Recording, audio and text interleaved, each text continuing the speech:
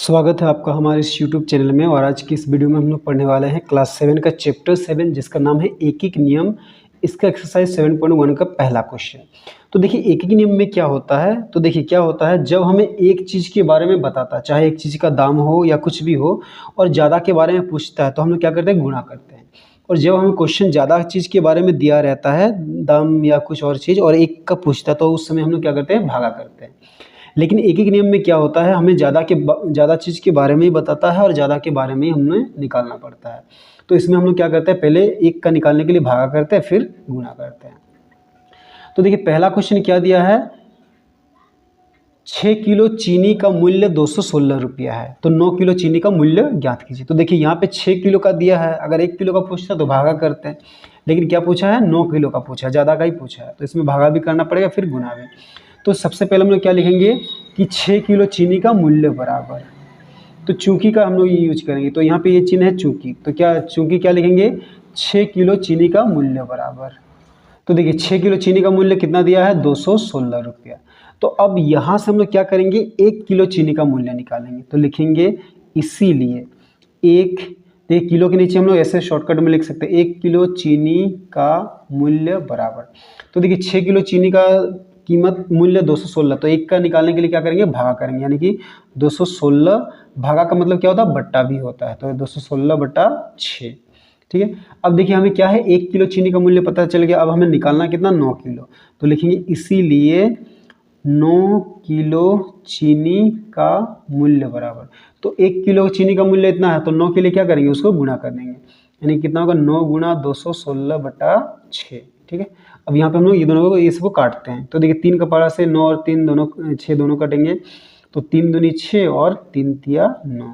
फिर देखिए 2 से कटेगा, 2 एकम 2, तो देखिए 2 एकम 2। फिर ये 1 लेना पड़ रहा, तो 1 नहीं भाग नहीं जा रहा, तो 6 को भी लेना पड़ रहा, तो एक साथ 2 संख्या ले रहे हैं, तो पहले एक 0 देंगे, फिर 2 अट्ठे 16। ठीक है। तो अब क्या बच गया ऊपर में, 3 गुना 108, तो 3 को 108 से गुणा करते हैं, 3 अट्ठे 24 का 4, हाथ में रहा 2, 3 0 0 और 2 2, फिर 3 एकम 3, यानी कि 324 रुपया हो गया हमारा आंसर। ठीक है। तो चलिए अब हम लोग क्वेश्चन नंबर 2 बनाते हैं। तो 2 देखिए क्या है, एक मशीन 1 घंटे में 20 किग्रा गेहूँ पीसती है, उसे 40 किग्रा गेहूँ पीसने में कितना समय लगेगा।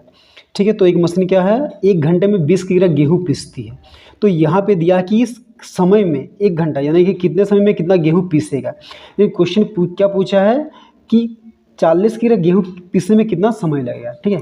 तो क्वेश्चन दिया कि 1 घंटे में 20 किग्रा गेहूँ पीसता है, लेकिन पूछा क्या है इसका उल्टा, कि 40 किग्रा पीसने में कितना समय लगेगा। तो इसको हम लोग थोड़ा जैसे क्वेश्चन दिया है उस तरह से लिखेंगे। हम लोग ये नहीं लिखेंगे कि 1 घंटा में पिसता गेहूं बराबर 20 किग्रा।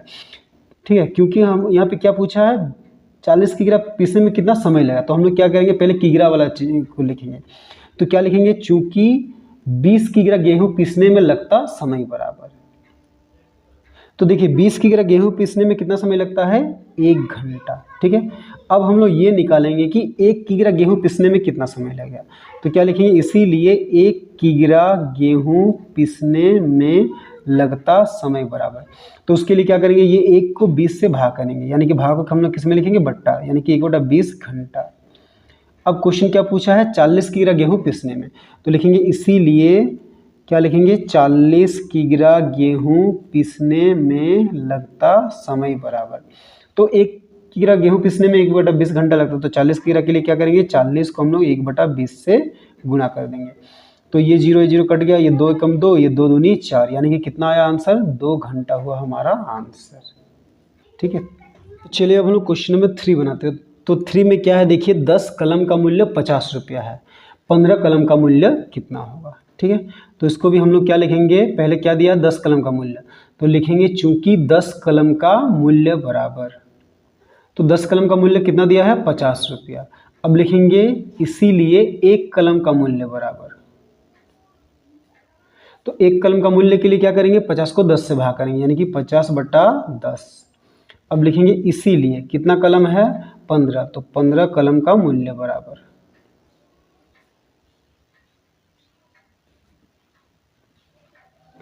तो 15 कलम का मूल्य के लिए क्या करेंगे, 15 से गुणा कर देंगे हम लोग किसको, 50/10 को, ये जीरो कट गया तो 15 पचा कितना हो गया 75, तो 75 रुपया हो गया 15 कलम का मूल्य। ठीक है।